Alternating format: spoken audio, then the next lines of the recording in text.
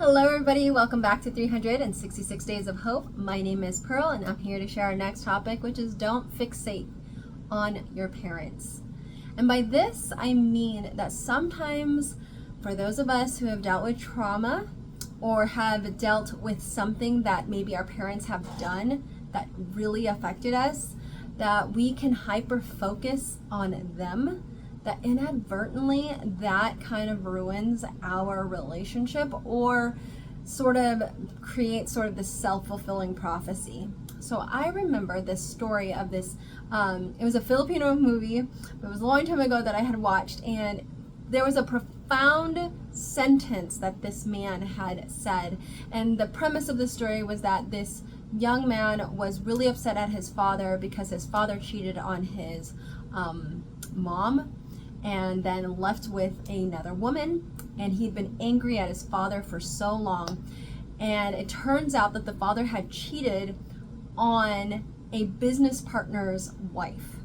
And this young man grows up, he's in the architectural world and he designs buildings and helps kind of consult people on what, good designs are, etc.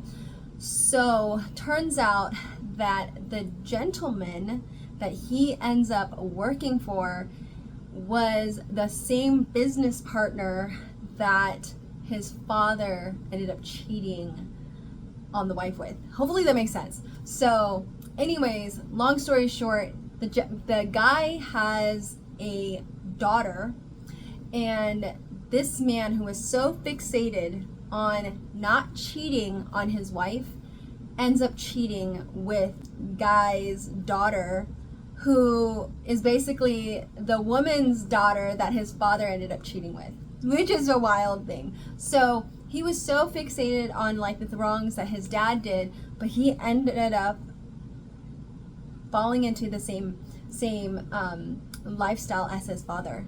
And the gentleman that this happened to, his daughter got cheated on and his wife cheated on him. He goes to this young man and he said, instead of you having fixated on your father's failures, you should have considered your own failures and done better. And I was like, wow. In marriage, when we hyperfixate sometimes on the failures of our parents, we can inadvertently, without realizing it, start developing behaviors that could end up ruining our own relationship. I can remember something specific in my own relationship early on in my marriage, which I had spoken of a little bit on, which was kind of having a very bad mental image of men. And my mom had that mental image of men and growing up, and so I kind of fixated on that, and I just thought all men were bad. And my husband one day had to say to me, Pearl, I'm not your mom's husband. I'm not the men in your life that did those bad things to you. I'm not them. I'm not, you are not your mom. And those words really hit deep into my soul, because I had no idea that I was projecting the very things that I didn't want and didn't like, and inadvertently was committing those very same perspectives and ideas and behaviors. And so I think it's powerful for us to recognize not to hyperfixate, but instead transfer those emotions and feelings into something much more positive. Bad things happen to good people. Bad things happen to bad people. And just because those bad things happen to us does not mean that we want to stay into this mindset that in our marriages where we're still a victim, or we're still in this mindset of, well, the world is against me, or I'm never gonna change. These words were thrown around growing up, oh, I'm just that way. Oh, this is the way I've been. You can't change me. That really affected my perspective about some people, is that, oh wow, they don't change. They're never gonna change. But the reality is, when we have the working of the Holy Spirit, when we have a healthy mindset, a healthy lifestyle, we do change.